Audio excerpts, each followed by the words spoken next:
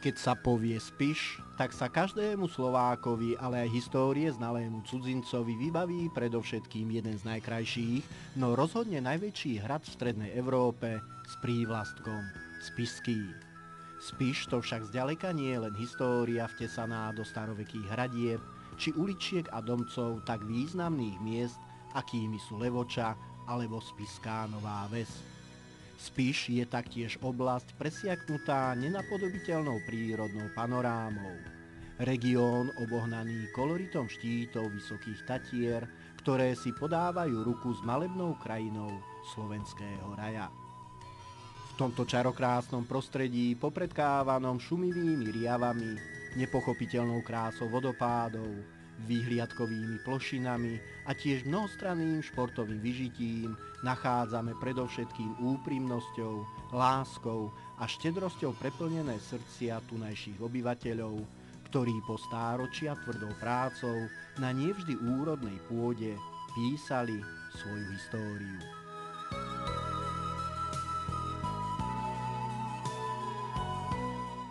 Prechádzame uličkami Spišskej Novej Vsi, aby sme sa o malú chvíľu ocitli pred značkou Rudňany, ktorá nás vťahuje do útrob spišského vidieka. Vstúpte spolu s nami za dvere odhaľujúce slávnu banícku minulosť, ale aj rozvíjajúcu sa súčasnosť tejto výraznej obce spišských dejín.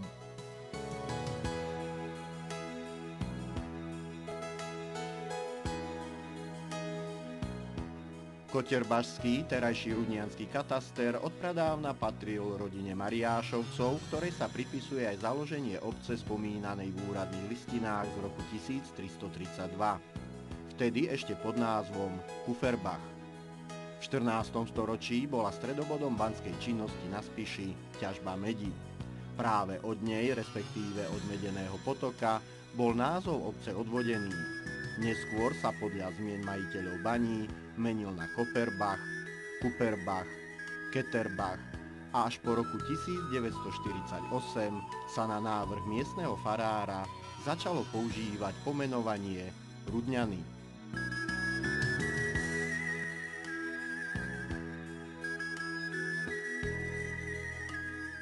Pri vstupe do obce na nás dýcha dnes už zašlá sláva rudnianského baníctva.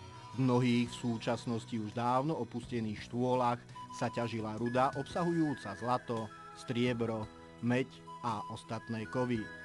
V druhej polovici 18. storočia sa Rudňany stali popredným dodávateľom surovej železnej rudy pre priemysel. V 19. storočí dominuje ťažba železnej a ortuťonosných rúd.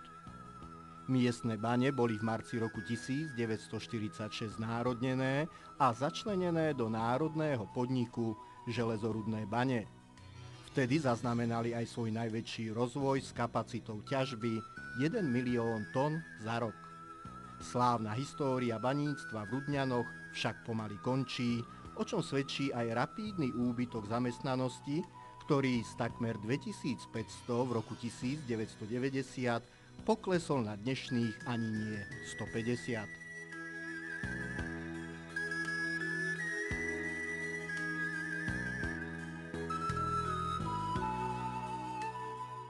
O bohatej histórii Rudnian svedčia nielen okolité bane, ale aj zachované drevené príbytky prarodičov dnešných obyvateľov a tiež rozvinutý duchovný život.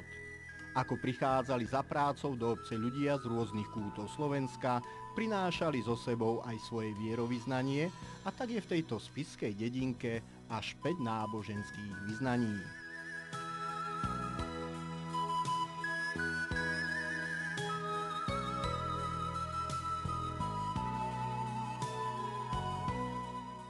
Prvý kostol bol v Rudňanoch postavený v rozpätí rokov 1870 až 1880.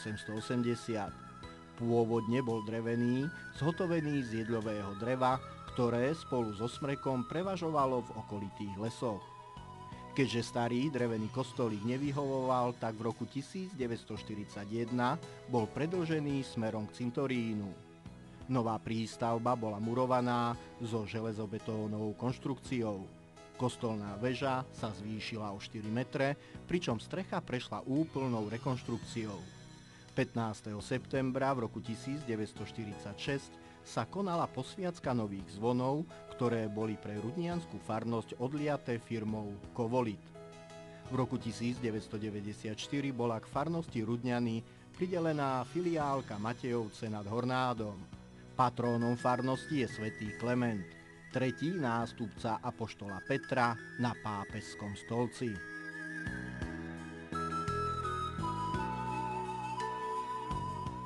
Interiér kostola je rovnako krásny ako jeho renovované vonkajšie priestory.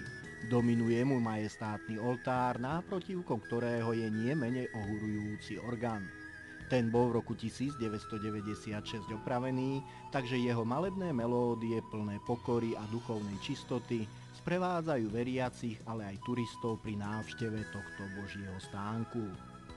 Rozmanité umelecké diela, sochy, obrazy či iné sakrálne predmety priam vyzývajú k tomu, aby sme zasadli do týchto lavíc a v tichosti vnímali atmosféru krásna a duchovná.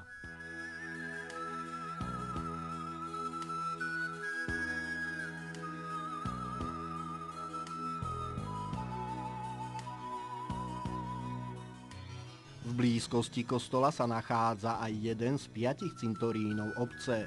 V roku 1968 tu postavili dom smútku. V roku 1994 ho však asanovali a odovzdali do užívania nový. Súčasné Rudňany ležia v rozvetvujúcej sa doline s katastrálnou výmerou 1343 hektárov. Obytné domy sa prelínajú s časťami závodu železorudných baní.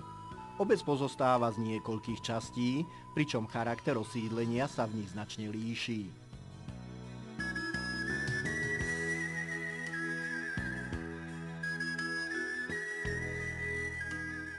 V centrálnej časti obce sa vyskytujú nemecké bytovky zo začiatku 20. storočia, ale aj bytovky postavené v štýle socialistického realizmu či rodinné domy pochádzajúce z toho istého obdobia. Na okolitých svahoch sa ako lazy rozprestierajú tak drevenice, ako aj novšie rodinné domy, ktorých je však v Rudňanoch nedostatok. Od roku 1961 sa zastavila výstavba bytov, čo bolo spôsobené nepísanou stavebnou uzáverou, odvíjajúcou sa od porušenej statiky obce.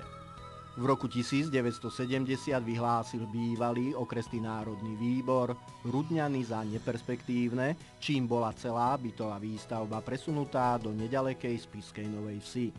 Z tohto dôvodu časť obyvateľov býva v bytovkách, ktoré slúžili v 50. rokoch mladým rodinám baníkov. No dnes už priestorovo ani vybavením zďaleka nevyhovujú moderným požiadavkám.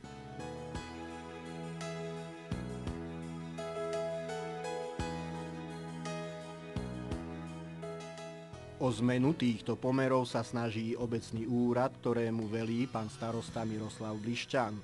Práve on so svojím poslaneckým zborom sa snaží nielen oživiť túto ťažbou rúd poznačenú krajinu, ale aj dopriať jej obyvateľom vhodné ubytovanie a všestranné služby.